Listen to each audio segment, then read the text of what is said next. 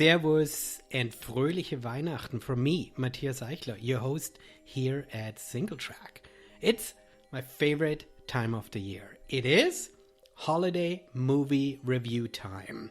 The tradition continues like every year here at Single Track. We're reviewing a somewhat relevant movie to our Single Track audience. This time, I'm joined by Alex Bond, and we share our thoughts about the big screen sensation, The Alpinist. The movie that follows the insane mountaineering adventures of Canadian Marc-André Leclerc. If you haven't seen it in the theaters, go find it on Apple TV or Netflix or anywhere else movies are streamed. Alex, let's do this. Welcome back to the show. This is like one of my favorite episodes to record every year because it is the holidays and that means movie review time. I believe this is the fourth time that I've been doing this, and we started off with goofy movies and then we did completely irrelevant movies, and now we are reviewing one of the most relevant movies currently hitting the big screen, and that is The Alpinist. Yeah, I when this first came out, I guess it was probably a couple months ago. I think it originally came out around the beginning of November, and I was very excited to see it, and it definitely, I thought, lived up to the hype in terms of the visuals and the story that they put together. This one was a lot of fun to watch. Absolutely. You watched it on the big screen, right, when it came out in the theaters?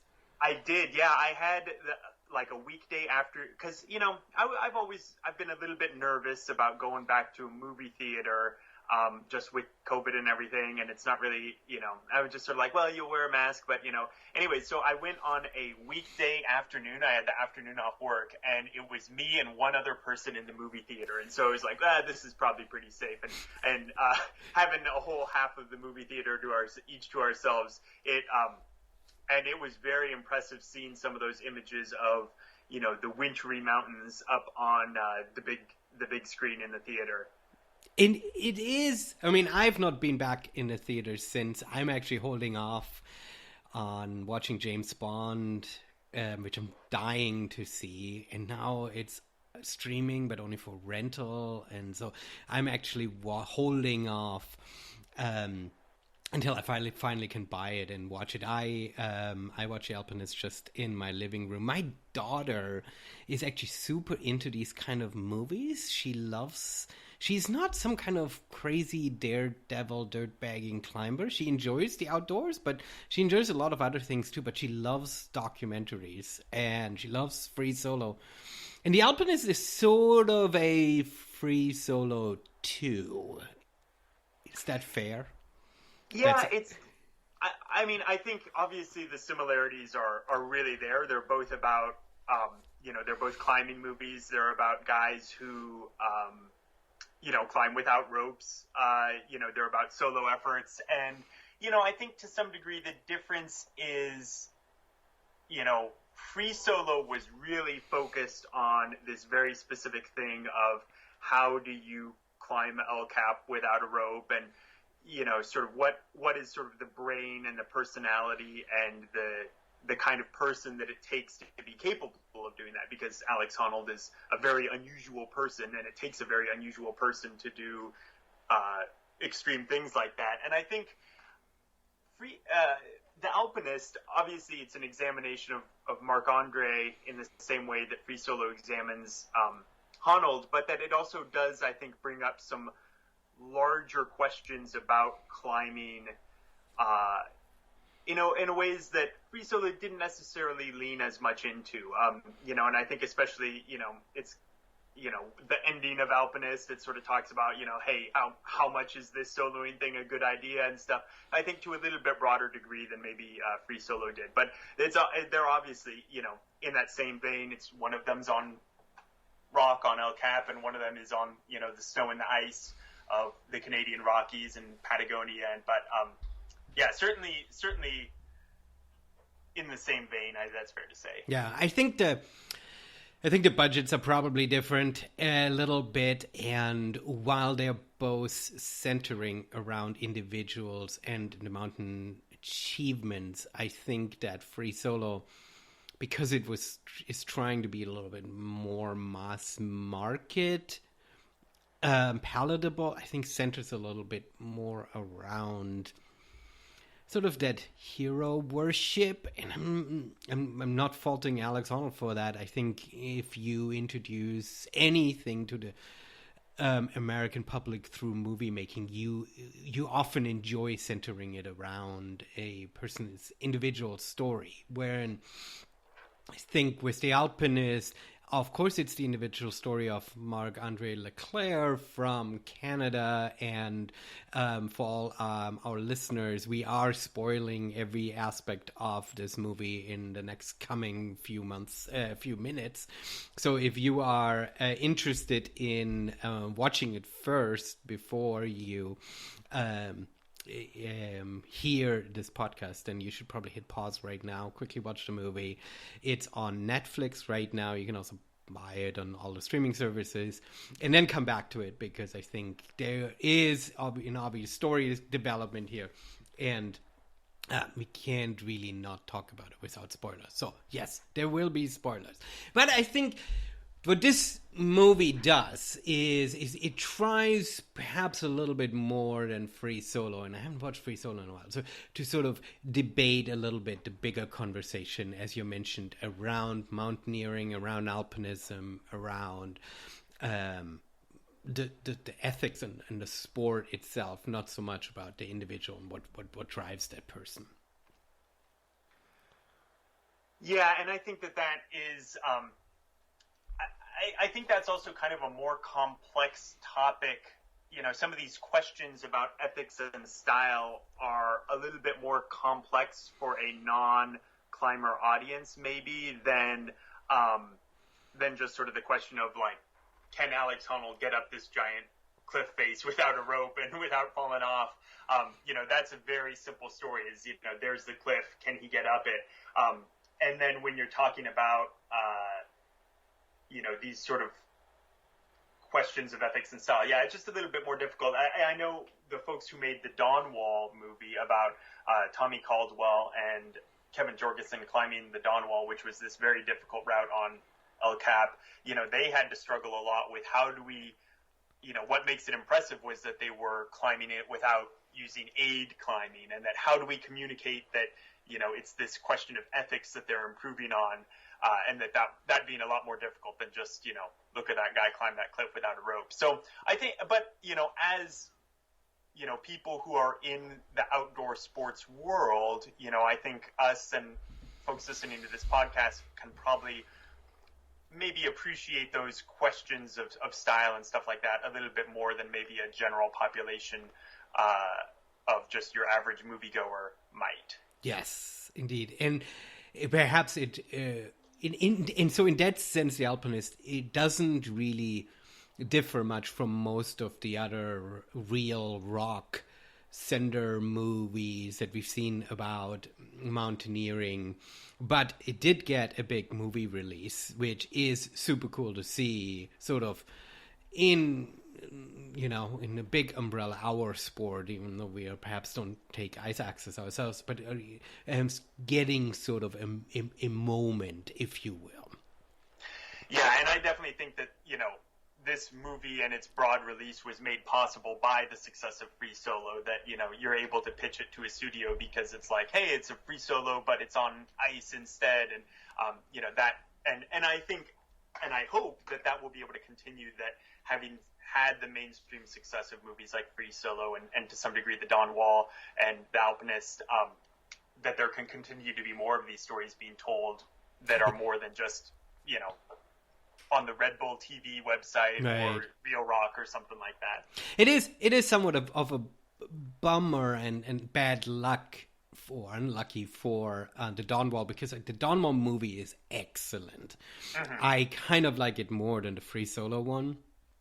I think from a storyline, I think the Dawn Wall is actually more enjoyable, but because it was released before Free Solo, it didn't get that mainstream publicity. And I think if it would have been flipped, if Free Solo would have come first, then the Dawn Wall would have easily made it into the theaters the way the Alpinist does.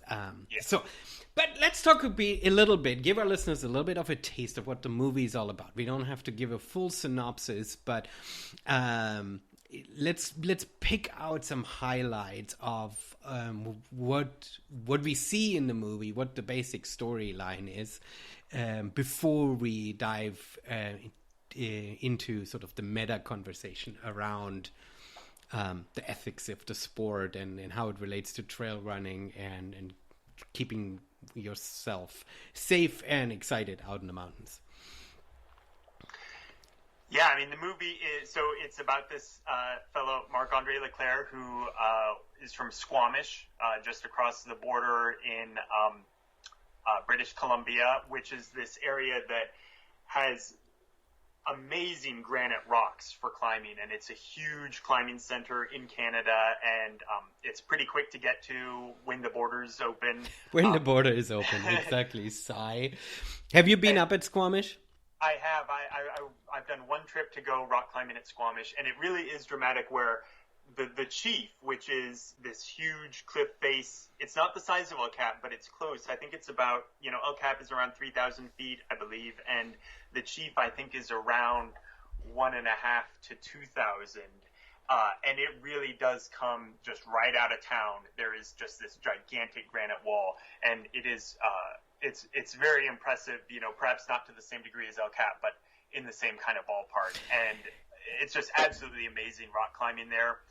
The weather, of course, it's the Pacific Northwest, so it's probably rainy. It's definitely rainier than California, but during the summer, I mean, it's as good as it gets. Yeah, no, absolutely. I think during the summer, the valley is actually empty, right? I think most people climb serious big wall climbing in Yosemite in the shoulder seasons, where in Squamish we'll see climbing all summer long on days when it doesn't rain. I've loved Squamish. I've ran the Squamish 50 trail races up there. I've stayed several days with the family. I've not climbed up there, but obviously I ran these trails up and down around the Chief and seen the stands and the routes and the places where people are climbing. And you say it's not quite as impressive. It's not quite as towering as El Capitan. I mean, the valley is truly breathtaking when you're in there, but Squamish has something being right by the water, having this wall right outside town. There's something unique and special about this place that is fascinating. And what I find fascinating, it plays into this classic outdoor community town that we've sort of gotten to know. That on one side you've got dazzling houses worth millions and millions of dollars because it's right outside of Vancouver on the way up to Whistler. So the most beautiful houses are being built up there. And then you've got this crazy dirtbag culture of rock climbers that sort of from all over kind of Canada and other parts of the world just kind of show up there and sort of live in the woods. And Marc-André was one of them who was very much an outsider I don't want to make too many references to Free Solo, but Alex Honnold was very much a household name when the movie came out. When Marc-André Leclerc, very few people knew when the movie came out, and a few more people knew about it beforehand. But when he started doing his big climbs, he sort of posted things, and the movie speaks about it. It's posted things on rare YouTube, or people posted about it. He himself didn't even put the effort in, and he just did incredible things, and he didn't have a digital footprint, and so nobody knew about it. Yeah, that's one of the interesting things about is he was so much more under the radar. And I think, as he made these accomplishments, word got out in the community, but he didn't have anything like the crossover appeal that some climbers do, or that, in Europe where, Ulichtek was a massive celebrity and stuff like that. well, maybe not massive, but by climbing standards, and nothing like that over here, and clearly was,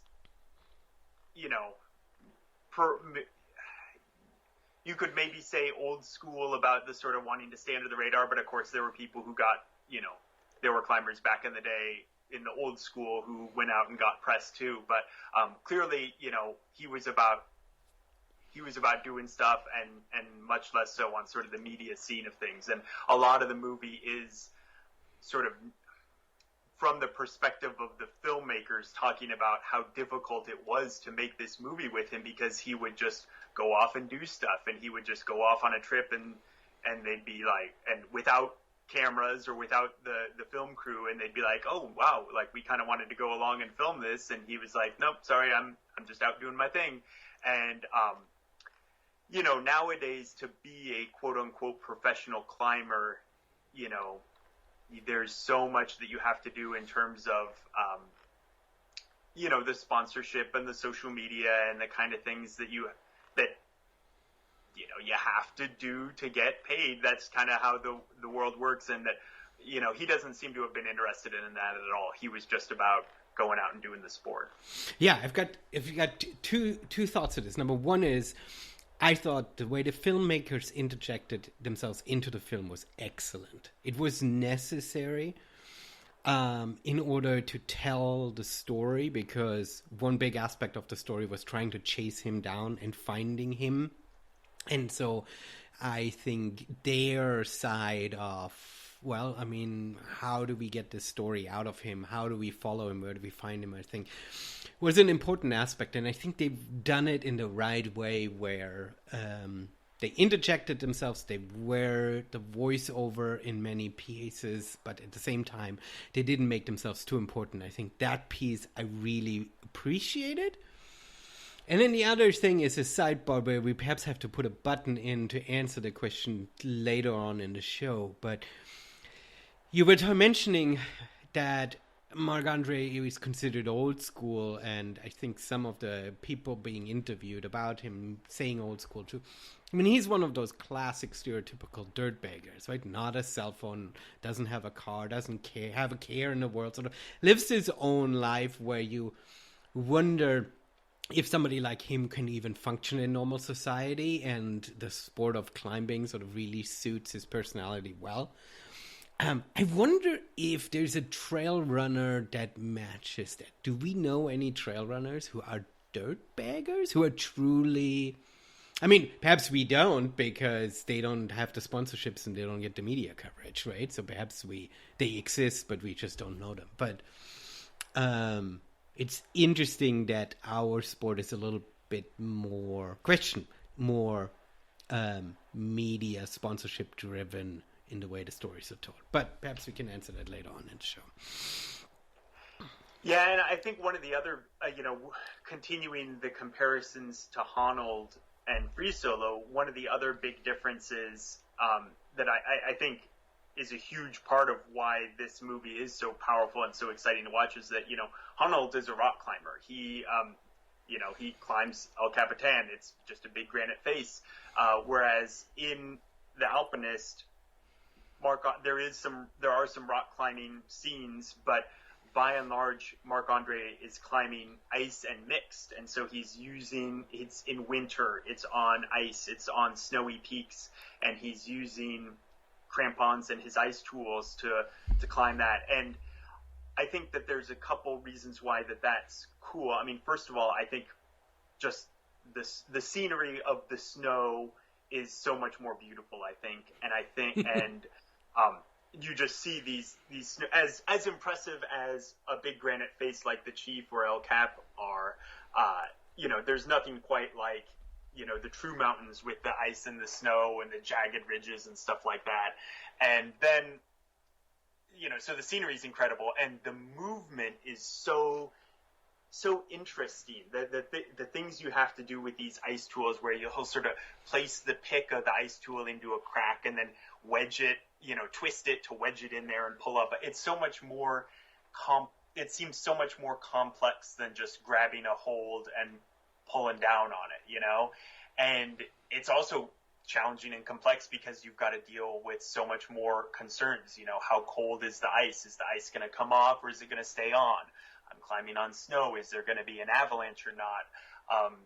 You know, it's just such a more that alpine environment with the ice and the snow and the mixed climbing is so much more interesting to me, at least, than just pure rock climbing is, because it's more beautiful, it's more complex, it's challenging and scarier. It's just so cool to watch, and you know, that it obviously makes it also very dangerous and difficult, but it is that's one of the things that I think really makes this movie and the images in it stand out to me is that setting of the true alpine.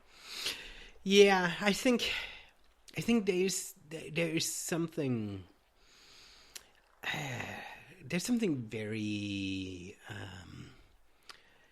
intoxicating about this, because it's so dangerous. Because we love these mountains, and you're right. The visuals of these snow-capped peaks are enthralling, are beautiful. But I always come back to a quote or a comment that Tommy Caldwell made in one of the many interviews that he gave. So I don't quite know what movie it was in, but he said he likes climbing on rock because on snow people die.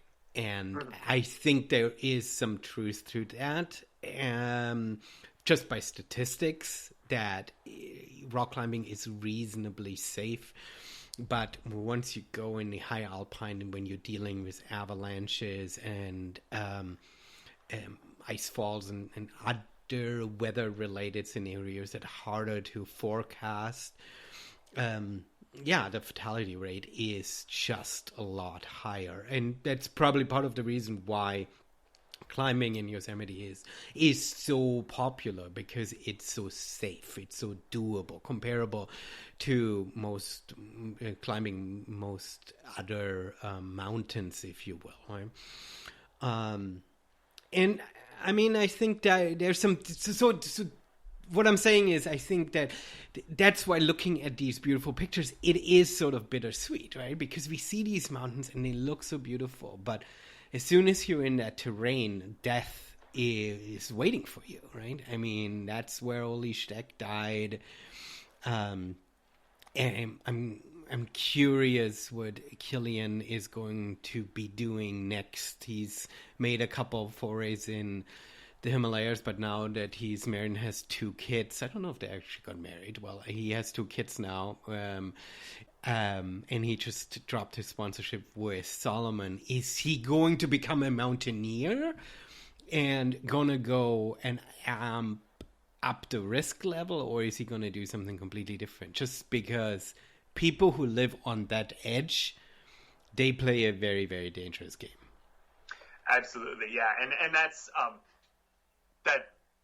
You know, it makes for a more exciting movie, but you know, there's a reason I'm a trail runner and not a mixed climber. It's true. I mean, these images are beautiful, but at the same time, right? I mean, they feel sort of forbidden. We shouldn't be looking at them just because the reality of death is so apparent. And, you know, to spoil, which we announced we would do, the movie ends with Marc-André actually perishing in an avalanche with a climber up in Alaska.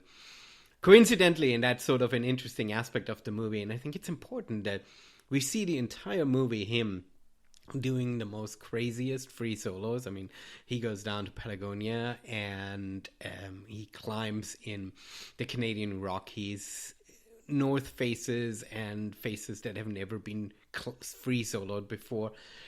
And so he does all these incredible first ascents, and then what actually kills him is when he's out with somebody else on a rope. So he's actually climbing is somewhat more safe. That's not the reason why he is dead, but it's certainly important to know that we don't, in our minds, conflate those two, because it wasn't a harrowing free solo attempt that took his life. Yeah, and I think it just goes to show, you know, the increased danger of that alpine environment. And it was, I believe that they believe it was an avalanche while they were descending. And, that's the kind of thing where you can be the most skilled climber in the world. And if you're underneath an avalanche when it goes, it doesn't matter. Yeah, no, absolutely. So, all right. So we jumped from Squamish and we sort of stepped over several absolutely incredible shots, as you mentioned, of him climbing solo up North Faces, sort of, or faces that have never been climbed before, sort of checking off and leaving the entire climbing world sort of aghast that somebody has that level of skill and endurance and riskability to sort of to take these and check them off. And I think one of the things, two things about some of those Canadian Rockies climbs that are so interesting is that, first of all, a lot of them were done on site, which means that he was doing them on his first attempt, and in many cases without detailed information or beta about what he was supposed to be, what he should expect and what the route was going to be, that he just, it was the classic sort of, you walk up to the mountain and you climb it. And, continuing, as I think we will throughout much of this, continuing the free solo comparisons, a lot of free solo was Honnold practicing the route again and again and again. He had climbed Freerider, the route that he climbed on El Cap, many, many times, and he rehearses these pitches many times because it is so incredibly difficult. You can't climb El Cap free solo without rehearsing it many, many times. And, and Marc-André's approach, rather than rehearsing it and getting everything dialed so that he can do it perfectly, his approach is just walk up and climb it, which he's able to do because it's technically easier terrain, even though it's on ice and snow. But it's sort of that different approach between, is this a sport that I want to practice, or is this an adventure that I want to have? Mm-hmm. And that I think that that's a very big distinction between the two movies and between the approaches of the two climbers. And the other thing is, on the mountain himself, when he does the Emperor Face climb, he does it without, for the first time, when he actually climbs the full thing solo, he does it without any camera people there. As opposed to, of course, when Honnold climbed El Cap, he was covered with folks with cameras. And, Marc-André's reason for that was, if it's a solo, he wanted it to be truly solo. And if you want that experience of really being on the edge, of being completely solo, then if there's a cameraman around every corner who can help bail you out, you're not really solo, are you? And, and having that strict level of ethics about what is truly a solo. Because, in free solo, when Honnold tries Freerider the first time, he doesn't feel like he's up to it maybe a third of the way through, and that he gets to one of the cameramen and he says, let's go down together. Mm-hmm.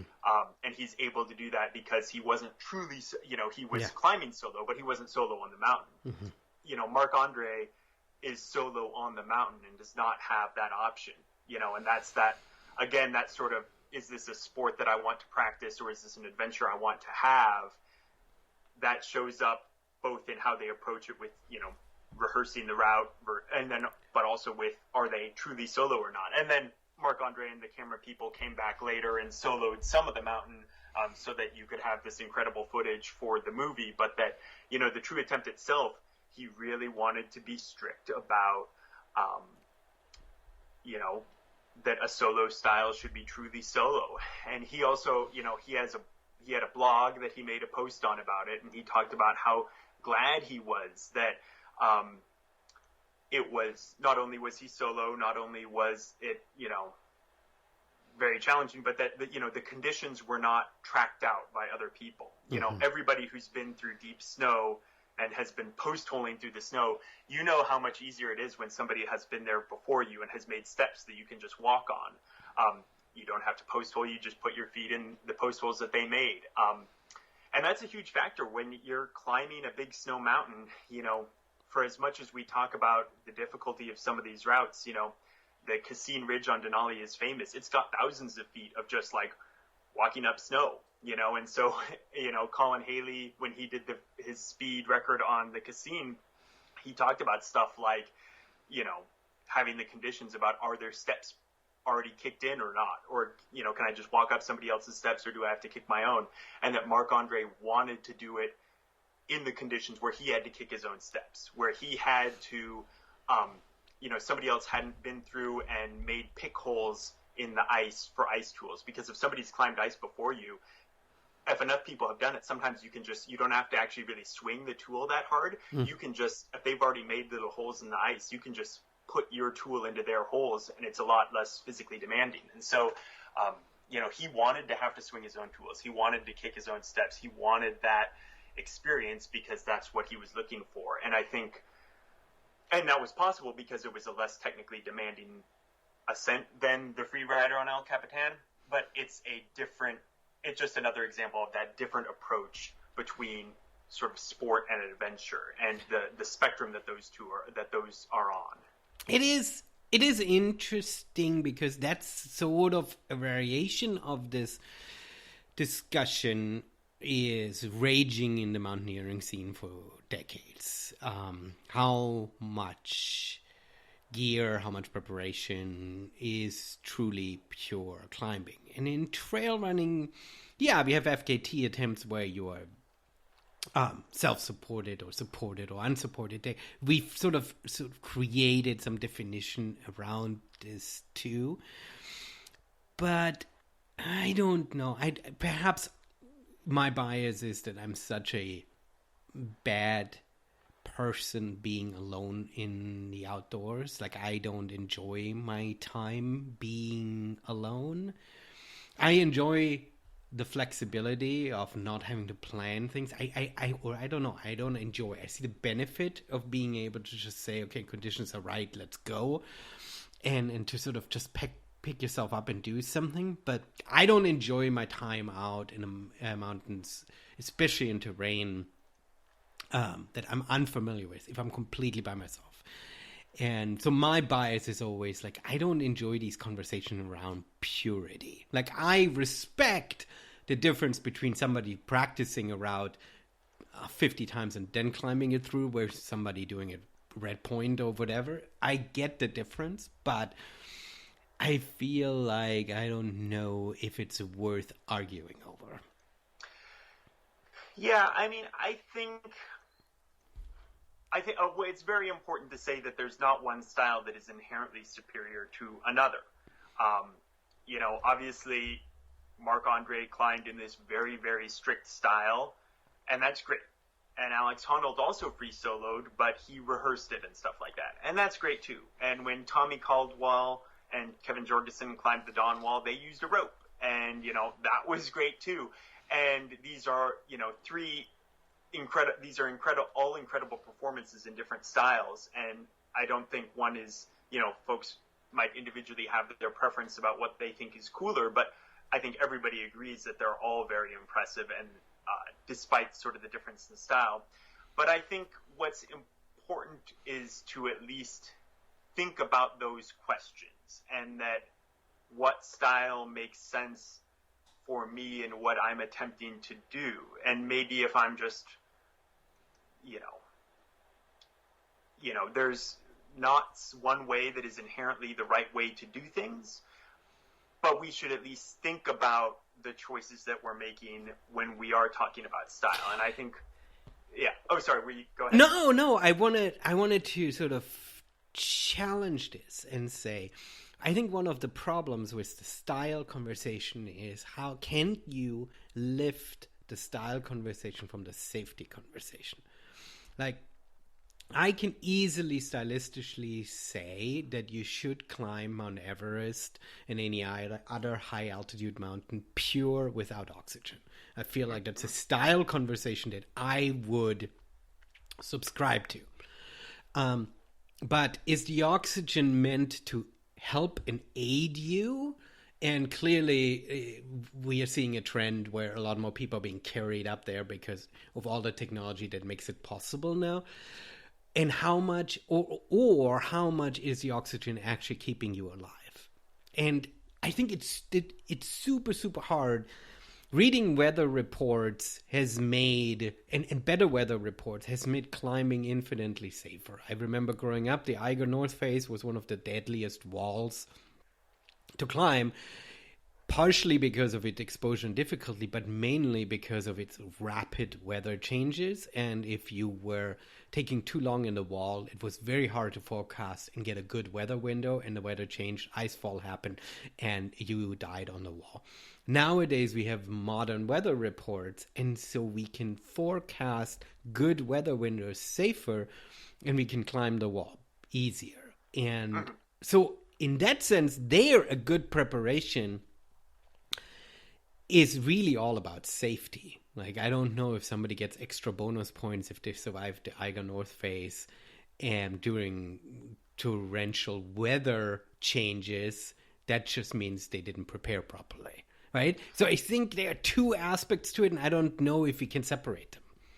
Well, I guess to that point, though, couldn't you make the argument that climbing a mountain in winter is more impressive than climbing it in the summer to some degree? I guess we're not necessarily more impressive, but of sort of a different style that... Yes, I would say it is more impressive, but I would still heavily rely on weather reports if I climb in the winter. The window might be shorter, but I think anybody who goes into the mountain without looking at a weather report is foolish and is just on a suicide mission. I think that's sort of one of those key aspects. And technology is now making weather reports better and better, and so I think we should use them. Yeah, but anybody who tries to climb El Cap without a rope is also probably foolish and on a suicide mission, unless you're Alex Honnold.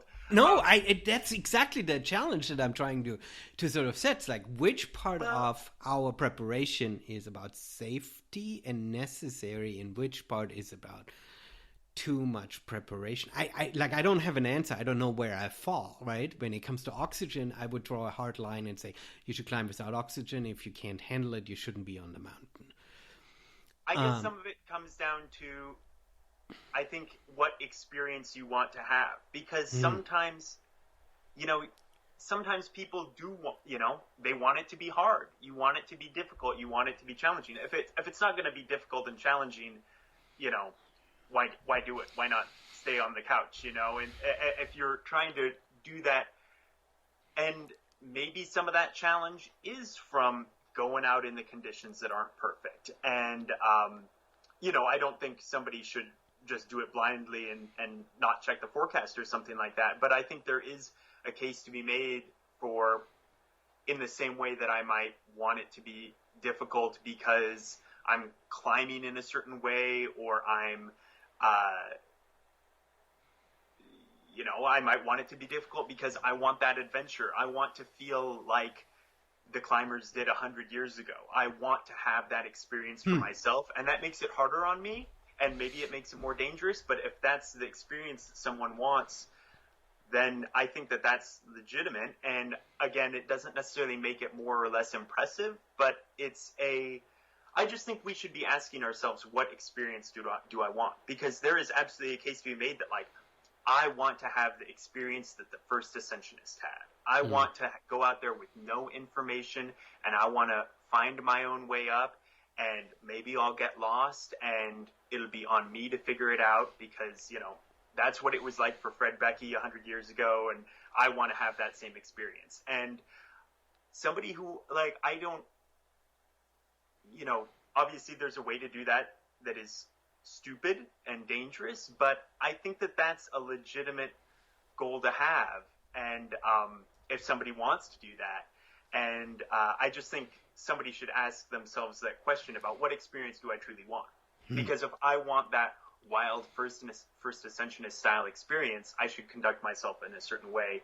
If I want to have if I want to do something really quickly, then I'm going to conduct myself in a different way. Or if I want to do something that is very technically challenging for me, then I'm going to conduct myself in a different way. But I just think we all maybe have biases about how we conduct ourselves and the decisions we make when we're planning a climb or a run or an adventure of some kind. And I think it's worth just thinking a little bit more about what kind of experience we really want to have as a step in that before, as part of that planning process. Mm-hmm. It is interesting. It's probably not an answer that can be blanket answered, or a question that can be blanket answered. And I don't think it's something that there is a truly hard and fast rule on which falls into which category. I know that a long time ago by now, Killian, when took Emily, his partner, up Mont Blanc in just running clothes, and the weather changed, and they were caught on a ledge, and everything, ice, rain froze around them, and they had absolutely no gear with them, and he felt very humiliated having to call search and rescue, which in the Alps is a lot easier to obtain than in many other places of the world. But he got airlifted off the mountain, and I think it was a very because at this point he was already a fairly public figure, and so I think it was a very humiliating experience for him because he should have known better. Mm-hmm. And so I think that I don't know. I think this is actually a really fascinating conversation, and I enjoyed that we don't have an easy answer to that, right? There is no line, as you mentioned. It depends a little bit on everybody. I fall into this camp that if there is something that you could have done to keep yourself safe, then you should do it, because it would be stupid for you to die or put yourself into a rescue situation where you are actually requiring the help of others when you could have prepared yourself. Yeah, I think that's an absolutely legitimate kind of thing, and I think it's a lot easier to make that argument, I think, for regular people like us, where, we've got maybe families and jobs and responsibilities, and we're not some 22-year-old climber who's going out full of testosterone to do something stupid. But I guess if people always did the responsible thing, then how many amazing things wouldn't have happened? You have to be irresponsible if you're going to do some of these really out there things. I guess a great example, or sort of a way of talking about this, that I remember Mark Twight talking about, is that you need a balance between hubris and humility. Mm-hmm. You need to have both, because if all you have is humility, then you're never going to do anything. You're never going to leave the house because you don't think you're capable of anything. And if all you have is hubris, then you're going to go out and get yourself killed.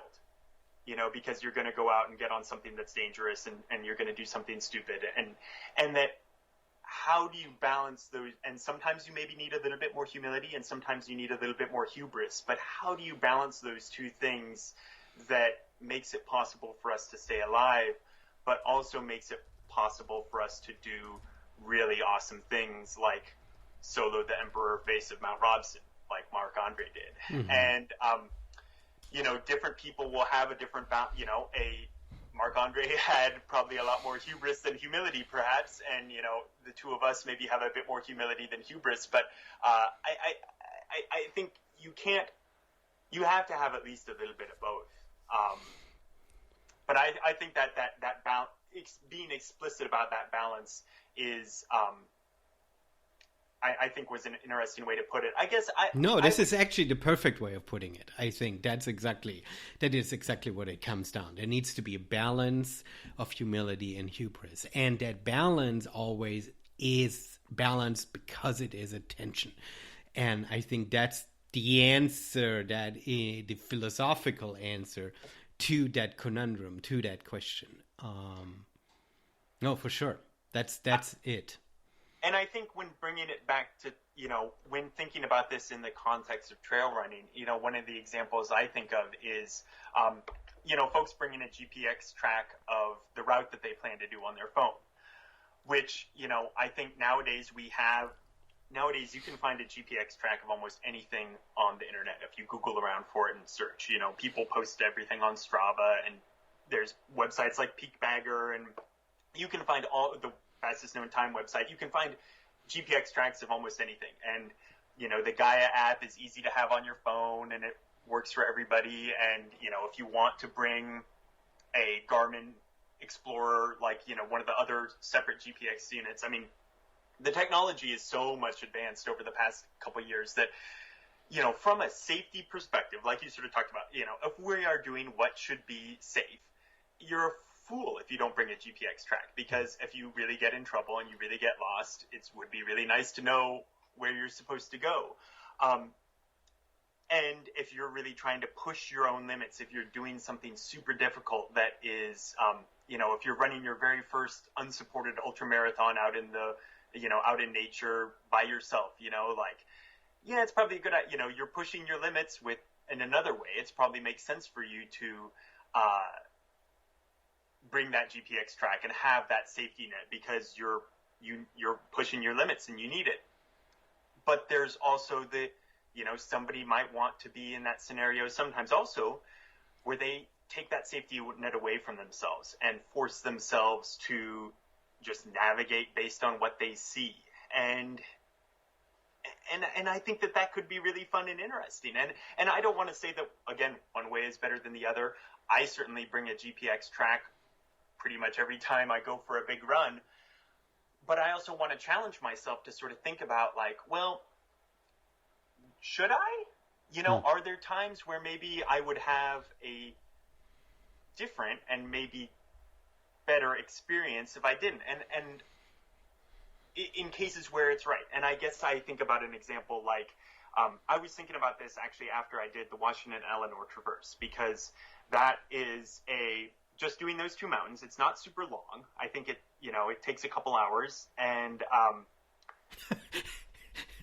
a couple more, but well, yeah, I know. I think if you're starting at the high trailheads, I think I did it in around 4. I would have to check. I'm going to make up a number, but I think it was around like 4 hours or so round trip. So it's not, and you're never really that far away from, if you really got in trouble, you could probably just go bushwhack straight downhill, and eventually you'd run into one of those roads. And I just remember, like, I brought the GPX. I had like 2 GPX tracks on my phone, and so when I was going in between them, if I ever wanted to know which way to go, I could pull out my phone and I'd look in and say, well, these people went this way, so I'll go that way.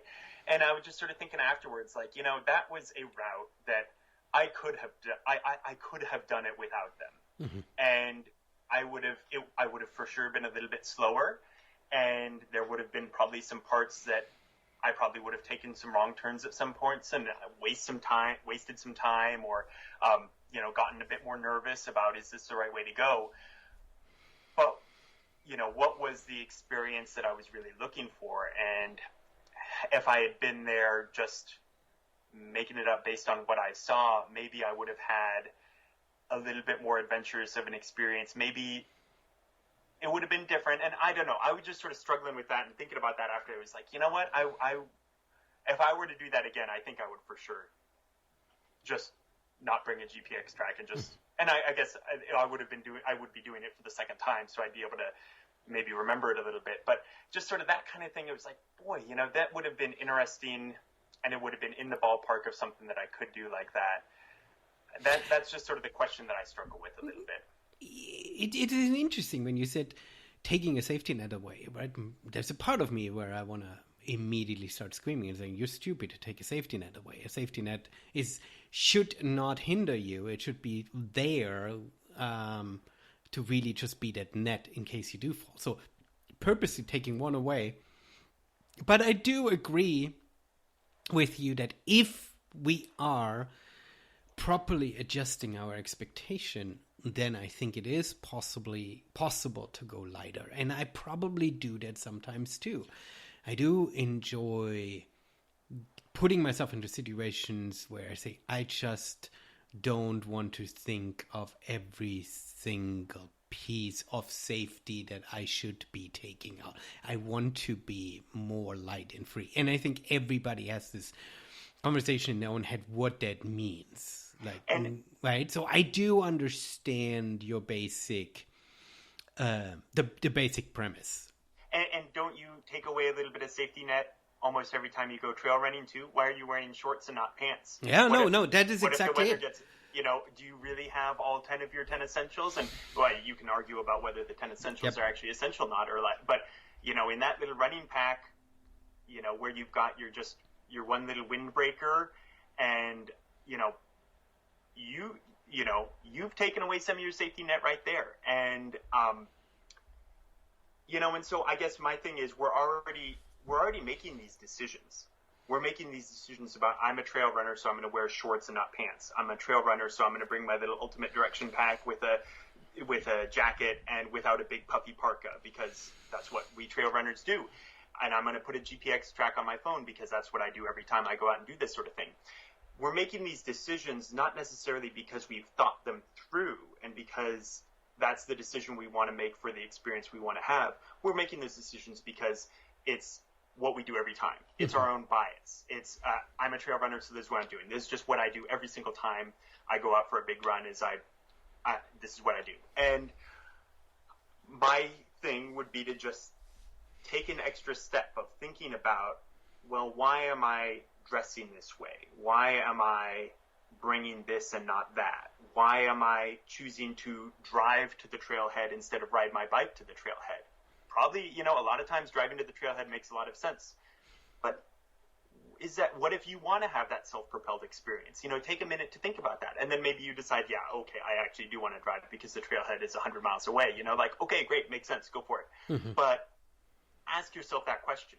Examine what your own biases are before you just default to doing what you do every single time. Yeah. That's I guess something I want to challenge myself with. And I want to encourage other people to challenge themselves with, because I don't want to come off like I'm preaching from some high horse. I'm completely a hypocrite here. I do these biases because that's what every human is biased in this kind of thing, and we all do this. But I guess I'm just trying to challenge myself to examine my own biases and how I make these decisions about trips. And I would encourage other folks to do so as well. Yeah. What I love about the current time in our large umbrella mountain sport is that I think we are at a place where, yes, there will always be the outliers who will push the limits in the classical mountaineering sense, finding the walls that nobody has ever been on, really pushing the limits in terms of what is possible, in terms of risk, and then also perishing in large numbers in certain areas of the sport. I'm thinking base jumping and backcountry skiing. Some of the areas where truly the fatality rate, percentage-wise, is at a place where you have to ask yourself, do you really want to do that sport, right? But what I love where we're at in our sport is that creativity allows us to push us into this place where we truly get to experience freedom and not just following somebody else's steps without necessarily always pushing the risk limit. And that's the part that I truly love about our sport. That suits me extremely well. I am not a big risk taker. I don't enjoy being out in the mountains solo. And so for me, for me, that's what the whole aspects of this fastest known time or only known time is all about, right? We go beyond running races and just being the fastest at races, because we certainly are not. But we can find new objectives that are not necessarily inherently always riskier, scarier, but they are more creative. And I love that. Yeah, and I think bringing it back to the climbing world, that's one of the interesting, when you think about all the different types of climbing that there are, and we talked about how dangerous the alpine climbing with the snow and the ice can be, there's also sport climbing where the protection is bolts, if you fall, almost nobody ever dies sport climbing, and if they do, it's because they did something really, really stupid. It's very difficult to get seriously injured sport climbing where you're on good bolts, you're on good rock, you've got a belayer holding onto the end of the rope who you're never more than, 100 feet from, and so even in the world of climbing, there are these, and people can do sport climbs that are incredibly difficult and still extremely safe. And so,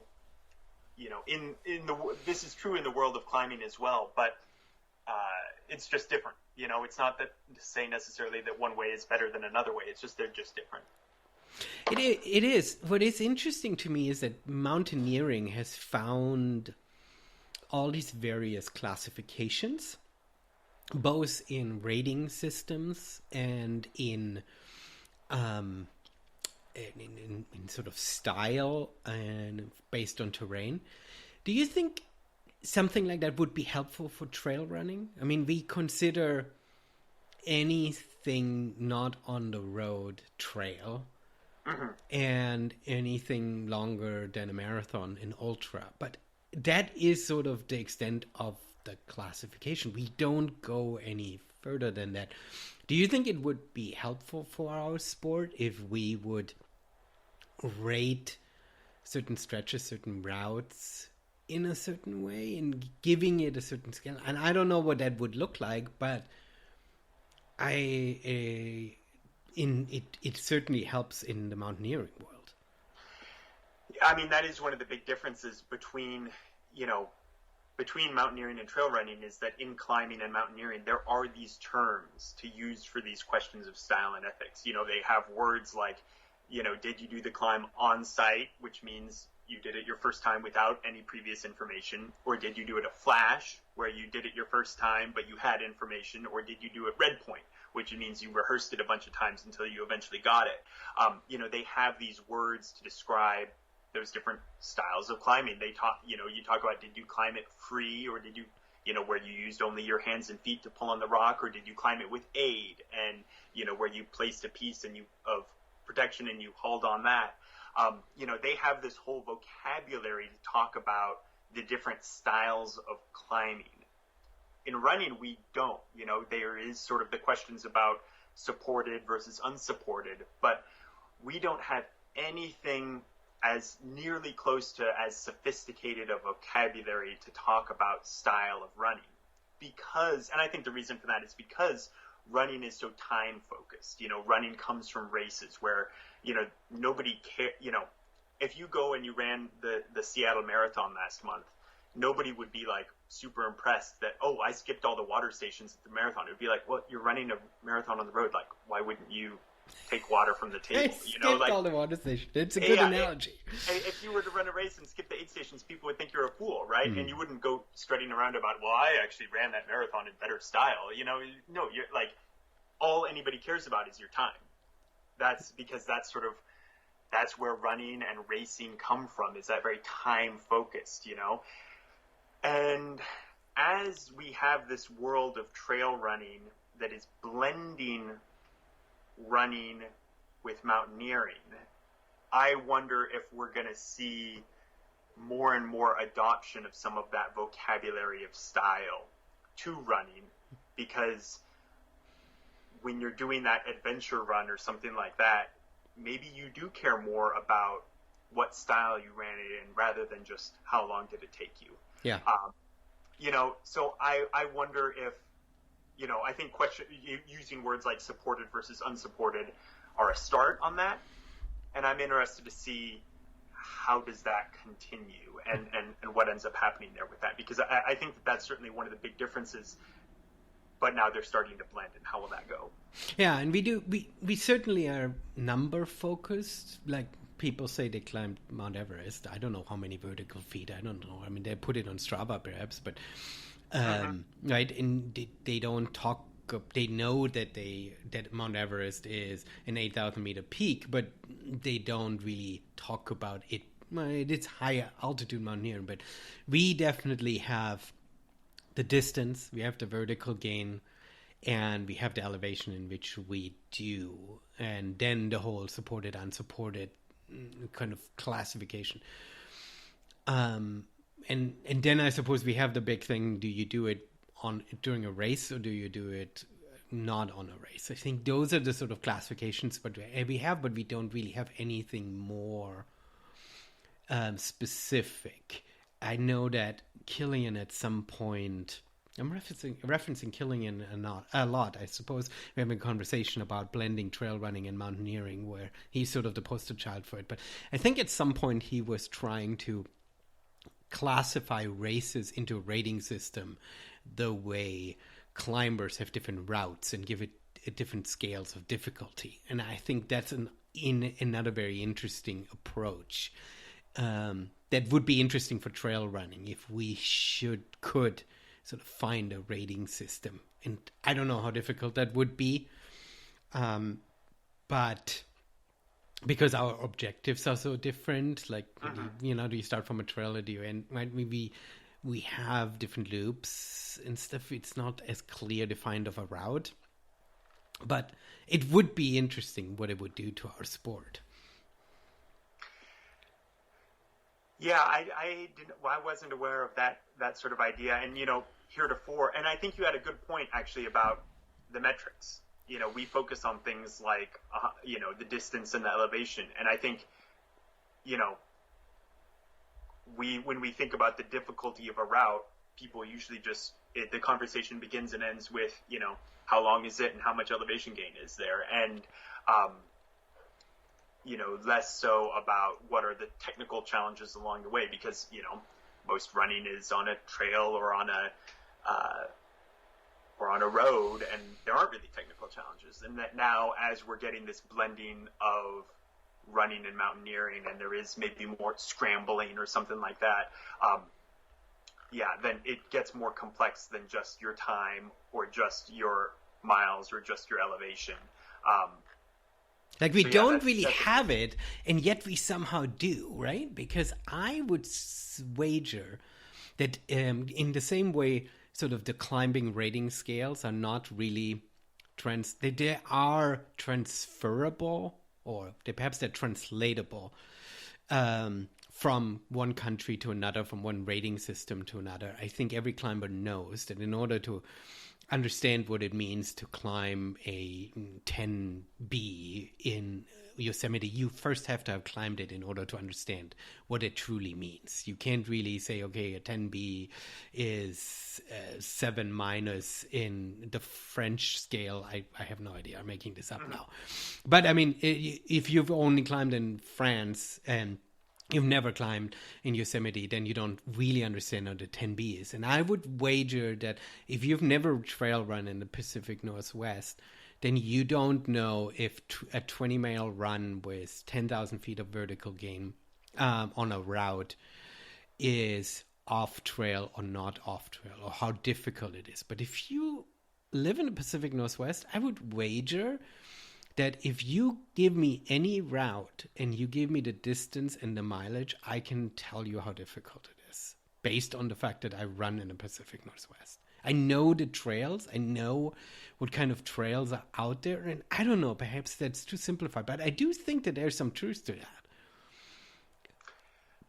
Oh, yeah. I mean, that local knowledge thing is so big. And that's one of the things that, it's not just the Pacific Northwest, but also I don't know if you have talked to trail runners from from New England in the Northeast United States, but they insist. I've never been to New England, but they insist that they have the most technical trails in the world there, and they go on and on and on about how and I'm sure that they are actually quite technical, but it's one of those things where, and whereas if you go to Cougar Mountain outside Seattle, it's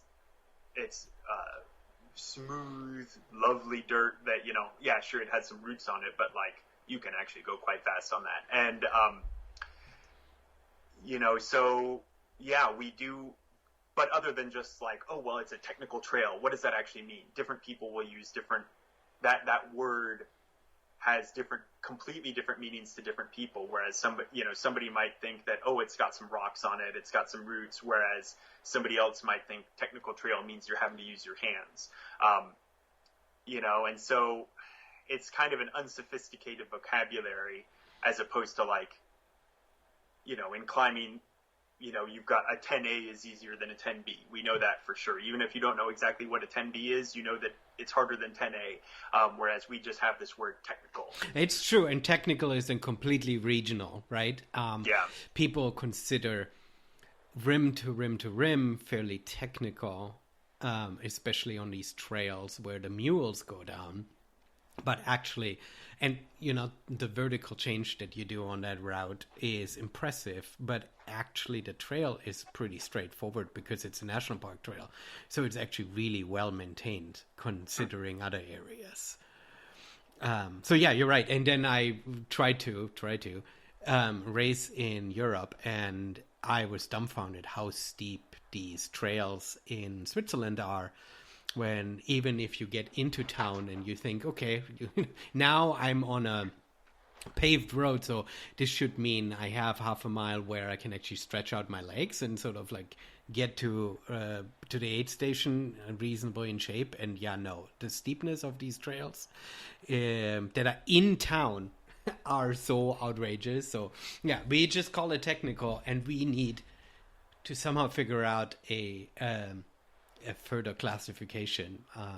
That's probably one of the reasons why the folks in New England have a hard time conveying how technical their trails are, because they just have the term technical, as you say. Yeah, and I think, I don't know. I just think,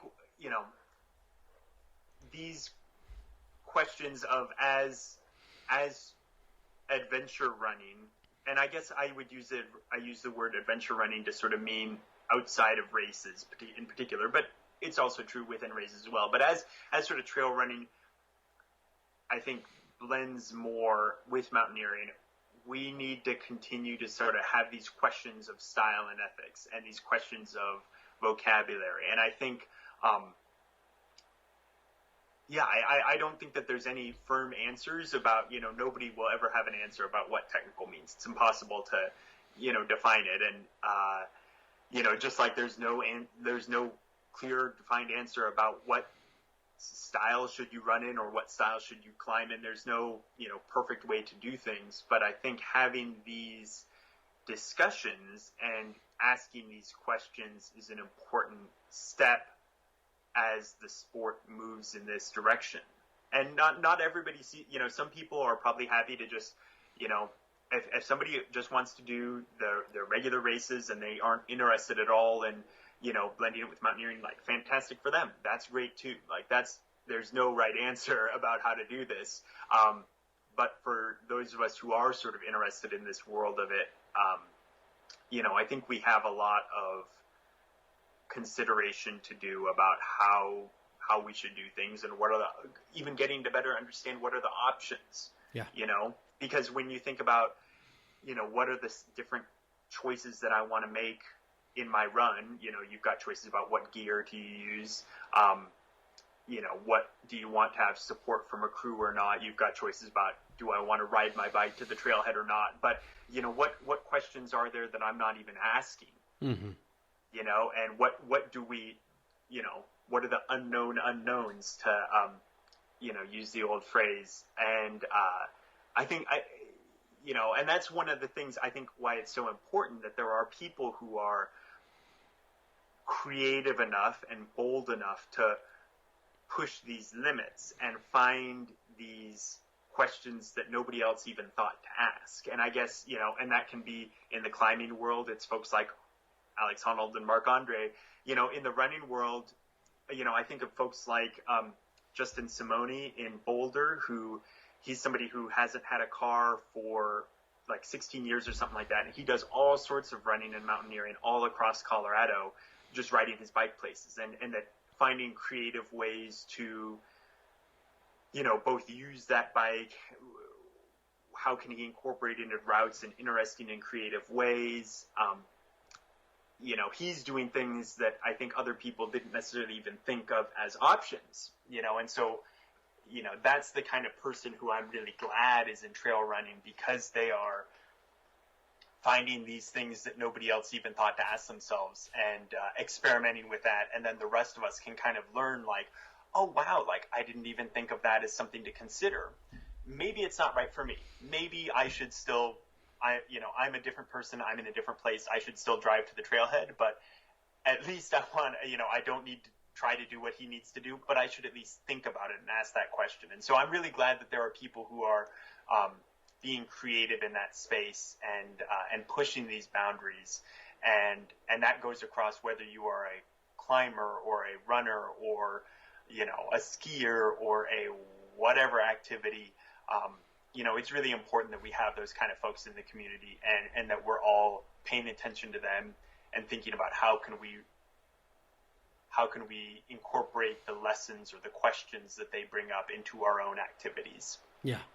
No, absolutely. And I think that's where the media plays an interesting role, because the media is the vehicle that tells the story of these people. Marc-André Leclerc, nobody knew about until a film crew decided to make a movie about him. And you could say you don't need the media because, well, social media is media. So, I mean, you either do it yourself and you tell your own story, or you find a way of having other people's stories. If we look at trail running not as an umbrella of larger mountaineering, but sort of as a competing entity, it is interesting that mountaineering has always captured the imagination of the visual screen and found ways of telling beautiful story, probably because of the death-defying nature of the sport and the beautiful mountain peaks. Sort of the objectives were very clear. But it is interesting that we haven't had any big breakthrough trail running movies. I think the biggest one that sort of spontaneously comes to mind is probably the Barkley one that's been on and off on Netflix for years. The Race That Eats Its Young. Yeah, that's the one that comes to mind for me too. Right? I mean, I think that's the one where you talk to a non-trail runner and they're like, oh yeah, or vice versa. The people who don't run come to you and say, you trail running. Have you seen this movie? I watched this the other day. It's not crazy what these people do on these woods. So this is probably the only one that has truly have seen this sort of mass appeal. But I wonder if there's a technical limitation to trail running, that filming it is a lot harder to capture the physical feat, because from an athleticism, running 100 miles in the mountains is just as exhausting than climbing in previously unclimbed North Face in the winter, right? Yeah, and I think it's because the challenge of running, so much of it is internal and happens in your mind. That you're in the aid station and you've got to make I'm sorry, 1 second. Pardon me.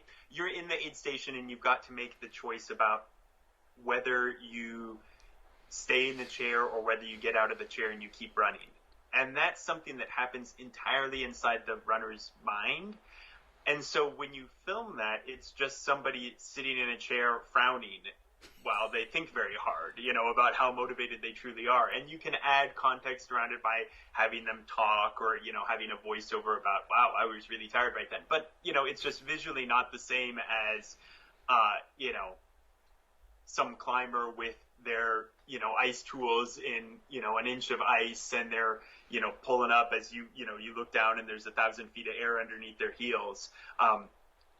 That's just so much more visually compelling than a trail runner sitting in a chair frowning, thinking about whether they want to, thinking about whether they're up for the next 10 miles or not. Yeah, I think running is perhaps also too easy of a sport. Like, it doesn't seem as visually engaging than mountaineering. Like, we don't understand how you could possibly survive on rock and ice with just ice axes and crampons, right? I mean, these photos of people climbing over what looks like ladders bought at Home Depot over these huge glacier cracks in the Khumbu icefall, they haunt me forever, right? And it's such a simple image that isn't even the crux pitch of that route, yet it is visually so engaging. Wearing a trail runner who runs. Remember, there is a Red Bull documentary on, I think, Carl Meltzer doing the Appalachian Trail or so, and yeah, the visual is over and over and over and over again the same thing. To your point, the challenges, the decisions happen inside somebody's head.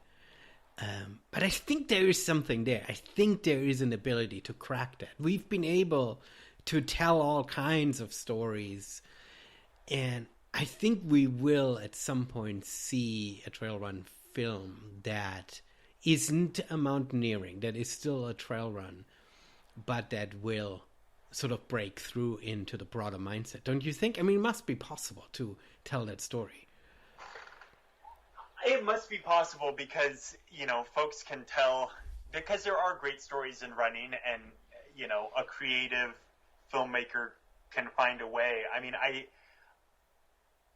do wonder what it will be, and, I think it's certainly noteworthy that, the one that we both thought of was that Barkley one, which is, a very unusual event, of course. So I wonder, will it have to be that kind of thing? Will there necessarily be a Oscar-winning movie about somebody running Western States? I don't know, maybe. But yeah, I just think we haven't quite cracked the code, maybe. But I'm also, there are a lot of talented filmmakers out there, and somebody just needs to. Somebody can and will figure it out eventually, I'm sure. Yeah. But I also, I don't know. I mean, I personally, I watch a bunch of the trail running movies. I watch what stuff the Ginger Runner puts on YouTube and so on and so forth. But, nothing that any of those movies does or has is anything like the visuals that a movie like The Alpinist has, where, it is just so striking, the environment and the movement, and is just so breathtaking. And I think about, another example is that amazing classic YouTube clip of Uli Steck on the north face of the Eiger, and where he's climbing it free solo, and then the last bit where he's pumping up the snow slope so quickly, and it's. I know exactly what I clip. knew you would. I know exactly. The clip I'm talking about. Like that is, I love to run, but I would way rather watch that than almost any running movie I've ever seen. Right? It's just so much cooler, and so I think that. No, keep going. Yeah, so I think that they'll have to figure out a way to tell a story that makes it click, because one of the advantages of climbing is just the visuals are so incredibly powerful and compelling. I wonder if that's actually just a logistical problem, because if you think about the Eiger North Face, how many square miles actually need to be covered in cameras in order to fully capture that physical feat. And if you compare this with trail running, I don't think we have seen. I know that there've been a couple short videos that Killian did. That one where he chased this base jumper up a mountain in Norway and then ran it back down. And obviously he was much faster on the uphill, but on the downhill, the base jumper actually took his base jumping gear out and essentially flew down. And Killian beat him by seconds. But there was enough footage there in terms of drone footage. I don't know if they even had a helicopter or something, right? They were able to capture this, that the actual attempt was really impressive, and it worked because it was a short distance. And if we are thinking of trail running, we are thinking of longer distances covered, because I would wager, just from a very practical piece, many of these gorgeous shots that we see, number one, many of them are drone or helicopter shots, so it's a budget issue. And I would probably even think that many of these shots are even like B-roll. They weren't even taken during the climb, right? And I think when you think of iconic trail running routes, I mean, I've ran rim to rim to rim. I've dipped into the canyon with the sun rising. I think you could tell an absolute, I mean, you would probably, it's national park, so you probably can't fly with a helicopter into the canyon, right? But I think you could tell some incredible routes, stories visually, that would be visually equally as arresting without the trail runner turning into a mountaineer and going to some crazy death-defying places. I think it would be possible. It's a matter of budget and preparation. And technology that has been changing. I mean, if you go back and watch some trail running movies from 2010, almost all the footage is shot from aid stations. 100%. And still most of the footage these days is always aid station, right? They're chasing a runner from race to race, and the access points with the car is just there, and you don't actually get the cool footage at sunrise because the runner is by himself. He might have a GoPro, but well, and it's only in the last couple, because also those old GoPro videos are so shaky, you could never use it for anything, but right. You know, it would never work. And it's in the last couple of years that they finally have camera setups that are balanced. You know, the camera technology has gotten better. The like gimbals, I think is the word for it, like the special mounts that they put them on, are finally getting to the point where you actually can have a cameraman or a camera woman run along with the runners. And so I think there is starting to be the opportunity to get that in action kind of footage, because you've got camera people who are fit enough to keep up with the runners. You've got camera technology that can create a decent quality of image while you're out there on the trail. Now it's possible to do more than just, oh, runner came into the aid station, how do they look? Okay, there they go by. You know, and I think that that's a key part to making a really powerful trail running movie happening, because, you know, if Free Solo just had a camera on the ground and a camera at the top of El Capitan, and then in between Alex Honnold climbed it, and then here he is at the top, like, that would be a really terrible movie. Yeah, and him just having a like head mount or something like that was a GoPro, right? I think it would not, it would feel amateurish, which is sort of in many ways where the trail running movies sort of feel like they exist, right? They are not really having this big budget. I know that, you know, Red Bull has a couple trail runners on their roster. Perhaps they just need to dole out the dollars to get a movie like that made. Yeah, I mean, the technology is getting there. The camera people are skilled. I think it just needs to have a story that really clicks, you know, and somebody needs to do something creative and make it happen. All Around for Christmas is a high-end trail running movie, and not one about a race.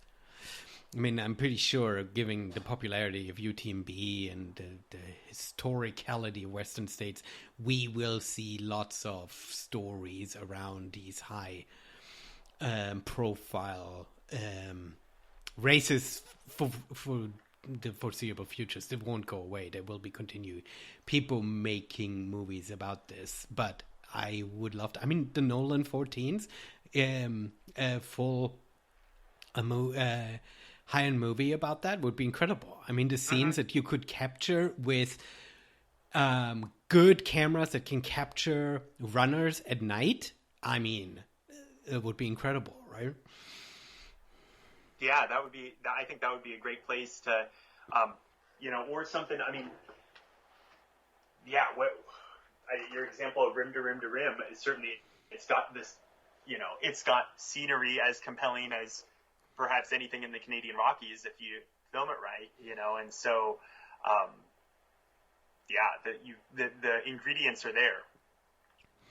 All right, we've got our wish list for what we want.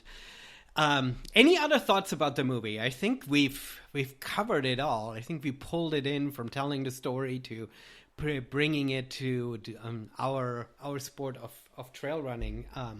I love this conversation. Yeah, I mean, I think we got away from the movie pretty quickly but I think that's a good sign, because it really does. Not only is it an awesome movie to look at, it's got incredible climbing footage.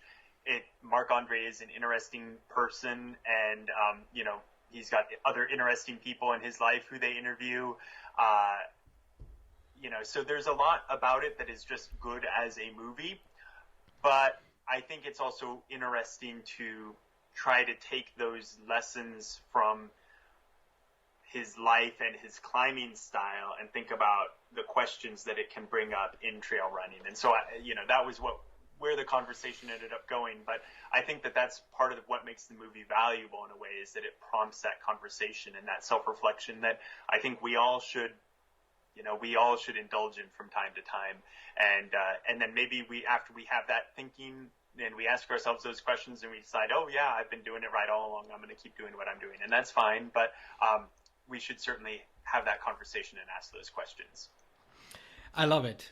I love these movies as inspiration. What I've been saying on the show now for weeks, that I enjoy my holidays, my winter times being a little bit of a downtime. I know I'm probably being a little bit of a chicken, that I just don't really enjoy winter running as much as summer running. But I also take this time to rejuvenate, to recharge, to get inspired again. And I've not come up since Cushman 6. I've not come up with a big creative project that I want to sink my teeth in. And I think when I connect myself to mountaineering, that's when the fire starts flaming up again, where I'm like, yes, as much as I choose the sport trail running, actually this is my sort of roundabout way on calling myself a mountaineer, that I choose to move through the mountains as a trail runner, but want to be a mountaineer without an ice axe and crampons. Yeah, I mean, that alpine mixed climbing is, I mean, it's very difficult, it's very dangerous and everything, but man, that is the coolest thing. That is just the coolest thing. Yeah. It's terrifying, but I do find it incredibly rewarding, for sure. And I think it would be very difficult to watch that movie and not, I think you would come away with it maybe because it ends with the protagonist's death doing what has been so exciting the entire time. And so I certainly wouldn't blame somebody for watching the movie and not wanting to die. But after watching that footage, I certainly walked out of the theater feeling very psyched to go do something. And I think, for anybody looking for some motivation, I think it'd be a fun one to watch. Absolutely. The challenge is now, are we going to do it on site and we come up with something blind, or are we doing endless amount of research and practicing and running every piece of trail before we actually get out there? That is a question for when we actually come up with the project, right? Yeah, and you know what? There's no one right answer. Depends on the project, which works for it, but at least think about it. Yeah. Yeah, no, there's no right answer except the one that fits for you. That will be the right answer for sure.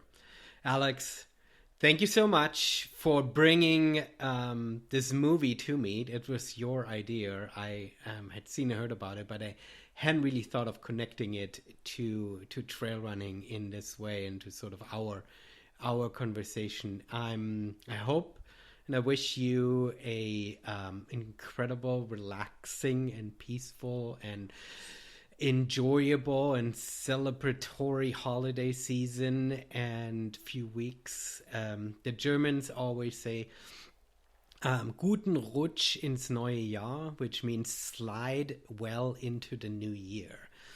I think we're very big on kind of wishing you a great kind of getting into the new year, not just a good new year, but actually getting into it. So yes, thanks for coming on the show, Alex, and we'll see each other online.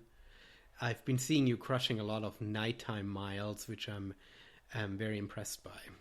You know, if you're going to run in the winter in the Pacific Northwest, you got to be a night runner. It's just, you got to get used to the dark. But, you know, it's always the first 1 or 2 runs with the headlamps are always unpleasant, and then you kind of get used to it, and now I actually sort of like it. There is something enjoyable. Once you get into the routine, then it is enjoyable for sure. But it's always a pleasure to be on, and yeah, good chatting with you.